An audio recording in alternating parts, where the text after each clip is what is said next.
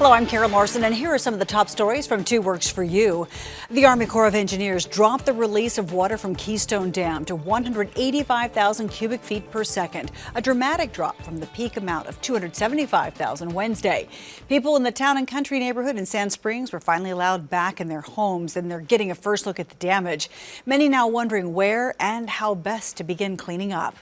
The Gathering Place will reopen tomorrow after days of being closed due to the flooding. The basketball courts had water rushing through them in the past few days. And then earlier this week, they closed the main park when a mile of Riverside Drive along the park had to be barricaded. Governor Kevin Stitt has signed a bill into law that would allow nurses to administer medication that can reverse an opioid overdose. Not every school has a nurse, so the bill allows administrators to designate other staff. They would have to undergo training by the Department of Health to learn how to recognize overdose symptoms, perform CPR, and administer the drug.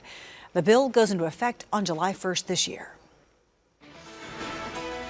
We'll see mostly clear skies for the rest of tonight, with the overnight low down to 65 by early tomorrow morning. Light winds, all less than about 10 miles per hour. 63 in Pryor, 64 in Okmulgee to begin the weekend, and 62 in Coffeyville. Tomorrow's forecast into the upper 80s once again, with an increasing chance of thunderstorms very late in the afternoon, especially into the evening hours. Southwesterly winds between about 5 and 10 miles per hour, and some of those cells could be turning severe. A slight risk has been indicated, with wind and hail the primary 2 threats to the north of Tulsa. Again, that's later tomorrow, and daytime highs 80s to right around 90, could even touch 90 in Fort Smith.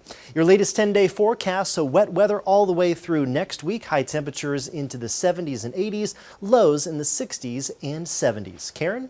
Thank you, Brandon. We're staying on top of these weather changes and the flood conditions throughout Green Country. Keep checking our app and website when you're out and about this weekend so you know what's going on. Have a great weekend.